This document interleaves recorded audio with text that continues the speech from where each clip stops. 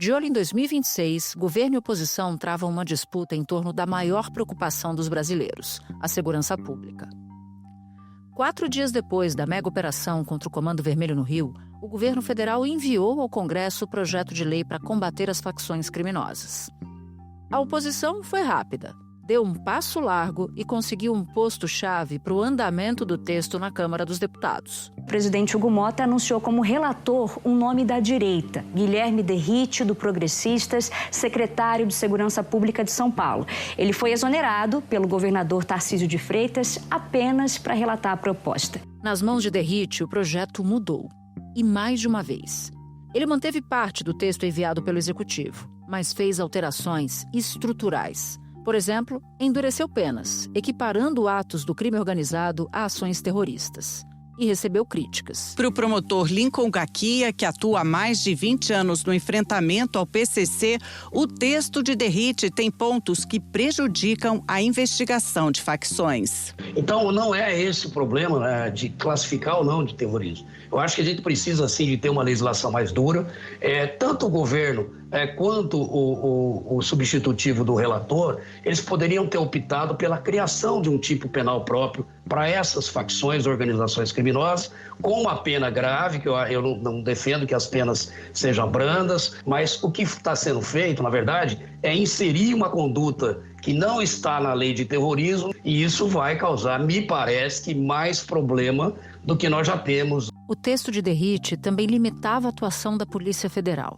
Ao tomar conhecimento da versão, a corporação reagiu. Escuta só o que chegou a dizer Andrei Passos Rodrigues, diretor-geral da Polícia Federal, depois de conversar com o próprio Derrite e com o Hugo Motta. Então, nessa conversa, eu externei a minha preocupação e o meu ponto de vista muito claramente em defesa da instituição, em defesa do avanço das capacidades da polícia, e que eu não poderia concordar com nenhuma medida que fosse limitadora do papel da Polícia Federal no combate ao crime organizado. O que foi compreendido e houve então essa nova redação que infelizmente não refletiu aquilo que eu imagino que devesse ser refletido, ou seja, limitando ou não limitando a atuação da Polícia Federal. No fim do dia, o acúmulo de críticas fez com que o relator do texto anunciasse novas mudanças. No início da noite, o presidente Hugo Motta e o relator Guilherme Derrite anunciaram uma terceira versão do projeto. Derrite atribuiu as críticas ao texto anterior a equívocos de interpretação. Disse esperar consenso com as mudanças. Qual foi a saída estratégica, inteligente, proposta aqui e trabalhada com o presidente Hugo? Apresentamos uma lei específica, uma lei ordinária, uma inovação legislativa chamada Marco Legal do Combate ao Crime Organizado no Brasil. E esse novo marco legal, do combate ao crime organizado no Brasil, vai punir adequadamente, vai isolar lideranças, vai garantir um encarecimento do custo do crime no regime do cumprimento de pena, que é o maior problema do Brasil quando se fala em impunidade, em reincidência. Na noite de terça-feira, Guilherme Derrite apresentou uma terceira versão de seu texto. Esse texto ainda vai passar pelo crivo de Ministério Público, Polícia Federal e de outras instituições envolvidas no debate dessa legislação. O novo texto foi protocolado pouco depois das 7h30 da noite. Não mexe mais na lei antiterrorismo e cria o chamado Marco Legal de Combate ao Crime Organizado, com penas mais duras, de até 40 anos de prisão para chefes de facções criminosas. O novo texto mantém propostas do governo, como a gravação de conversas entre faccionados presos e advogados, e a criação de um Banco Nacional com informações sobre integrantes de organizações criminosas. O relatório também mantém as competências da Polícia Federal, como são hoje.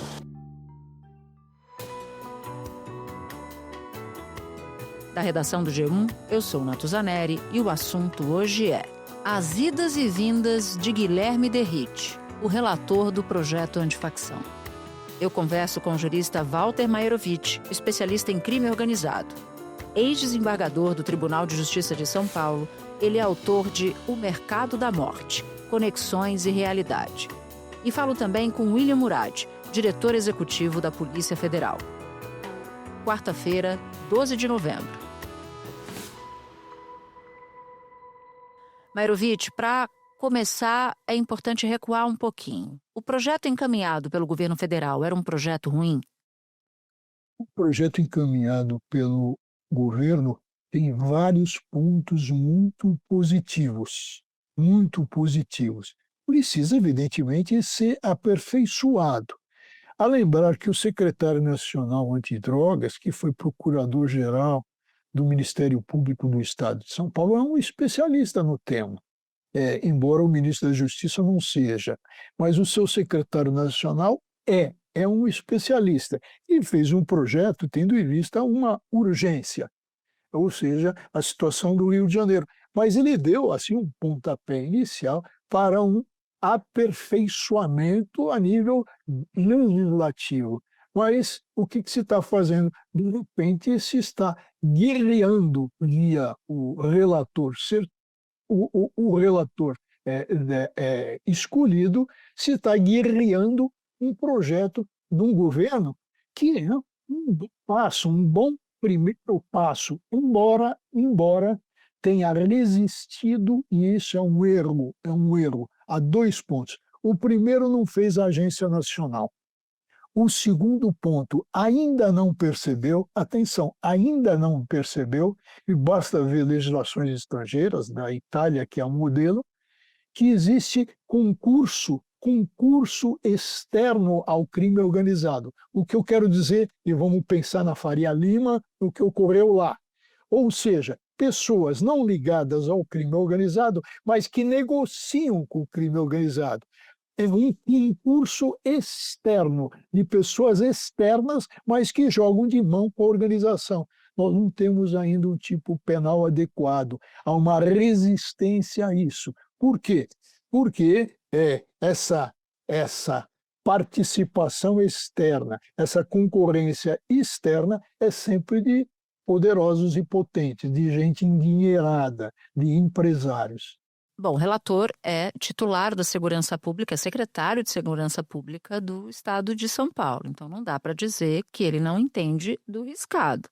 Mas o que justifica todas essas idas e vindas? Porque ele é de uma orientação de quem adota uma postura de que crime organizado tem que se combater com violência. Por isso é que ele aplaude o que aconteceu recentemente no Rio de Janeiro, ou seja, o embate, a força, a guerra é a solução para ele. Tanto é que ele aplaude e em entrevista muito conhecida, ele coloca como solução para o Brasil o quê? A adoção de uma política de El Salvador, do Nayib Bukele. O que ele fez? Ele deu às polícias autorização para matar. Então, veja, essa é a cabeça do relator. Agora, o grande erro, me parece, ter sido do presidente da Câmara, que dentro de um projeto do governo coloca como relator alguém de linha completamente diferente. Alguém que tem uma visão ultrapassada, uma visão do quê? De guerra. Guerra ao crime organizado, guerra às drogas, bandido bom é bandido morto, tolerância zero. Ora, isso está superado. A própria Convenção da ONU alerta.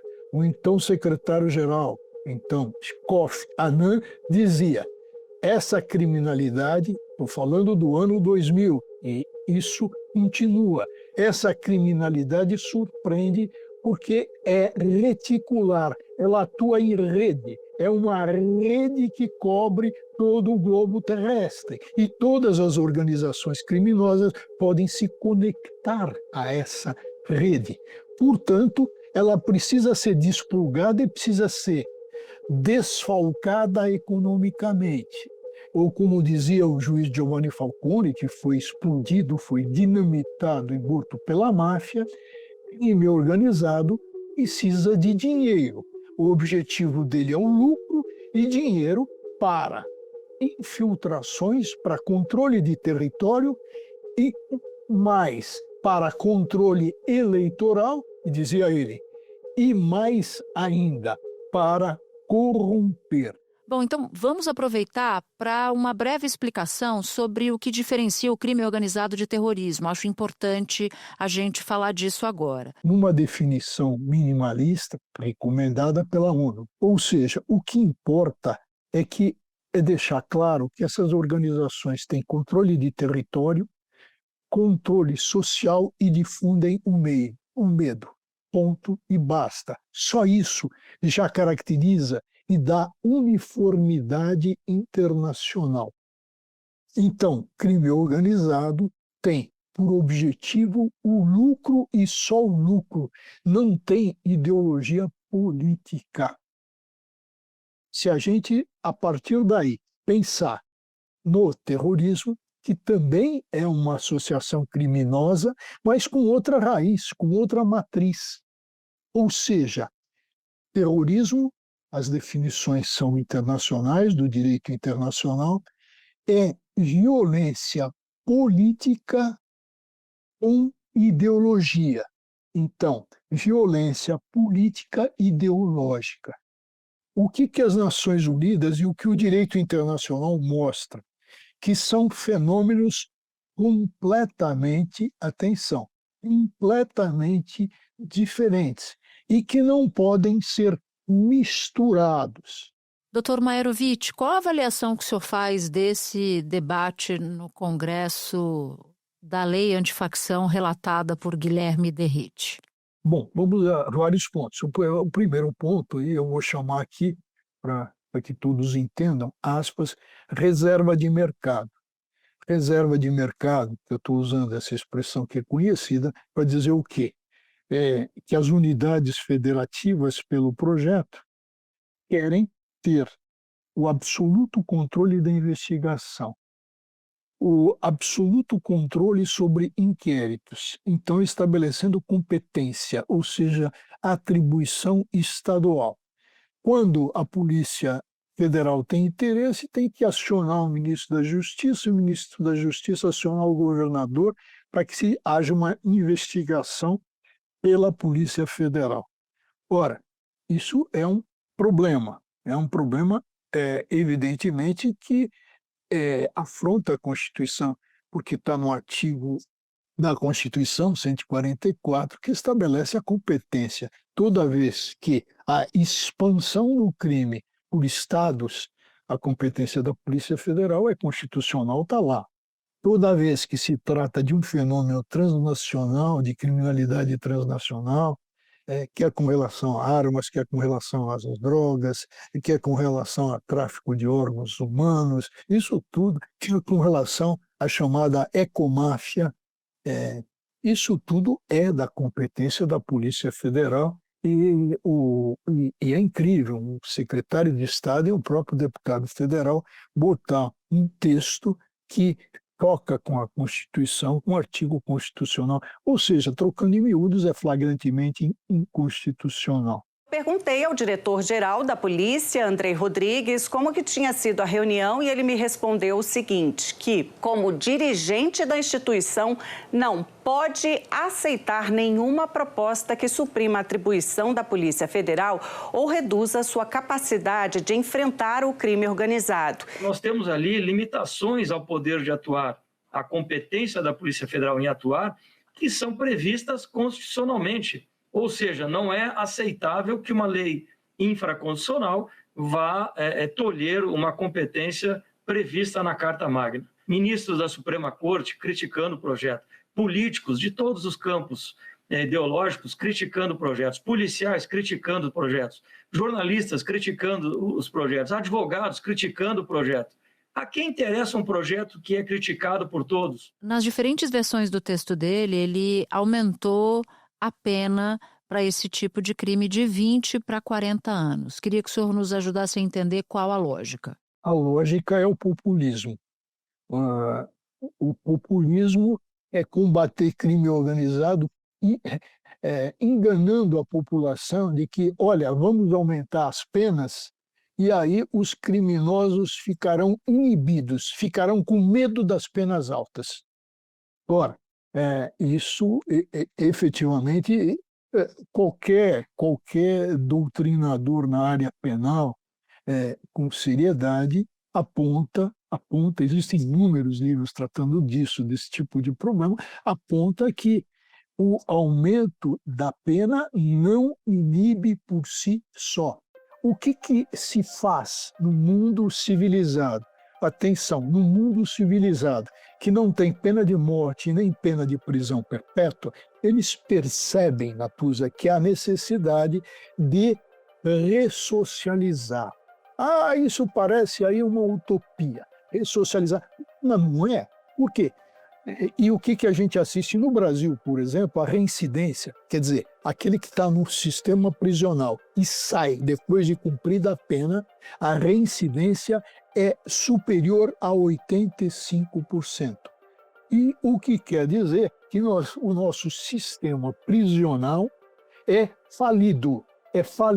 As pessoas vão continuar saindo de lá e voltando a praticar crimes, porque nós não temos políticas adequadas ainda. Então, a legislação que procura aumentar penas, não percebe que um dia esse condenado vai sair e vai reincidir. E se ele continuar numa organização criminosa, ou se ele for obrigado a entrar para essa organização criminosa porque ele está num presídio dominado, quando ele sair de lá, ele sai já na organização criminosa, só falta ter a carteirinha e a fotografia. Então, ele vai e já sai de lá pronto para reiniciar a atividade criminal fora do presídio. Teve um ponto de absoluta discórdia quando o relator Guilherme Derrite tira atribuições da Polícia Federal. Qual a avaliação que o senhor faz sobre esse ponto em particular, essa iniciativa de pensar em mudar as atribuições da Polícia Federal? Essa mudança contraria a regra constitucional que o Brasil é um Estado federado e a Constituição estabelece as competências. Então, é um desrespeito ao Estado federado, é um desrespeito ao princípio federativo que impõe colaboração entre os Estados em prol da União e em prol da sociedade. Isso é uma afronta ao conceito, e está na Constituição, de Estado-nação, de Estado nacional. Por quê? Porque faz do Brasil um bem. O crime já faz isso e os estados viram unidades não comunicantes e com autonomia para estabelecer uma política que seja da vontade de um governador. E o populismo, esse é o problema, impera nessa área. Dr. Maierovitch, muito obrigada pelo seu tempo e pelas suas explicações. Um bom trabalho para o senhor. Obrigado, foi um prazer. Obrigado pelo convite. Até a próxima. Espera um pouquinho que eu já volto para falar com William Murad. Para começo da nossa conversa, a Polícia Federal apoiou alguma versão do relatório do deputado Guilherme Derrite? No nosso entendimento, houve aí uma falha muito grande de procedimento, né? Porque nós fomos surpreendidos ontem com um projeto pronto, em relação ao qual a Polícia Federal, que é um órgão importante no enfrentamento ao crime organizado no país, sequer foi chamada para discutir, para propor, para analisar o que estava sendo proposto. E além desses vícios procedimentais, a gente entende, e aí entrando no mérito do projeto, que há vícios de ordem técnica insanáveis, porque ferem a própria Constituição. Então, Natuza, voltando para a sua pergunta, não, nós não aprovamos, nós não concordamos em nenhum momento com a proposta que foi feita.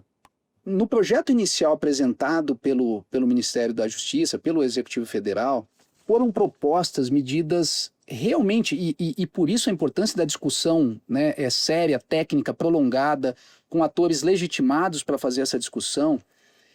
Nesse projeto, foram propostos avanços significativos na parte de descapitalização das organizações. Nós temos agilização de medidas assecuratórias patrimoniais, nós temos uma modernização das ferramentas voltadas à descapitalização.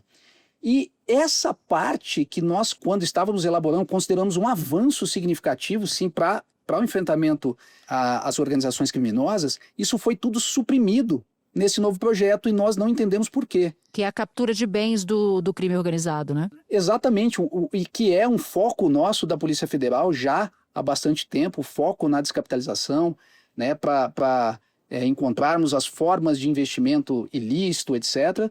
E isso foi retirado do novo projeto. A gente não sabe qual é o texto final que vai à votação, nem muito menos o texto, claro, que vai ser aprovado. Isso tem acontecido com alguma regularidade no Congresso Nacional. A gente só fica sabendo do que os parlamentares vão votar minutos antes. Mas a pergunta que eu quero fazer, desconsiderando os detalhes do texto que a gente ainda não tem, é: existe combate eficiente ao crime organizado sem a Polícia Federal? Facilita eu responder a sua pergunta com algumas informações da Polícia Federal. Só este ano, só em 2025, nós devemos fechar o ano de 2025 com um número superior a 3 mil operações.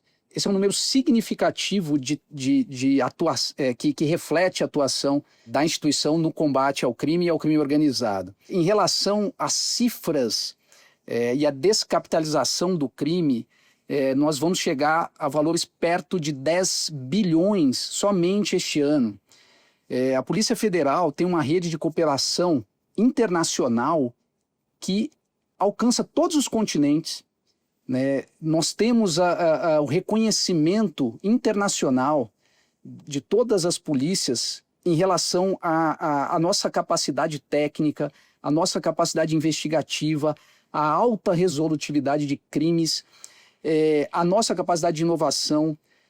Não por acaso, nós no ano passado conseguimos, e a Polícia Federal se orgulha disso, eleger o secretário-geral da Interpol, feito que é um marco histórico em 100 anos da Interpol, que tem mais de 190 países que representam essa organização.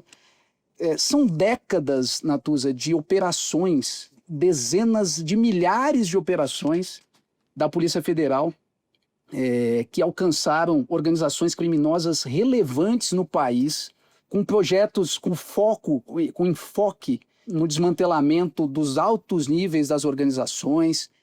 Então, eu diria que a Polícia Federal é parte fundamental, né, dentro do sistema de persecução penal, dentro do sistema de combate ao crime organizado, ou do sistema que exige atuação integrada no crime organizado. Dessas operações, e eu faço questão de ressaltar isso, só este ano nós tivemos mais de 200 operações integradas com as polícias dos estados, nas forças de investigação de combate ao crime organizado. Então, são muitos dados que demonstram que a Polícia Federal é fundamental, é essencial nessa função e nessa missão. Sim, até porque a gente está falando de organizações que já são, se a gente olhar para o PCC e para o Comando Vermelho, transnacionais, né? Elas são nacionais, portanto, mas já se expandiram para além das fronteiras. Eu queria que o senhor desse exemplos de operações que não aconteceriam se a atuação da PF fosse limitada ou coibida. Por exemplo, a Carbono Oculto, que se deu com uma cooperação com o Estado de São Paulo, aliás, cuja segurança é comandada pelo próprio Derrite.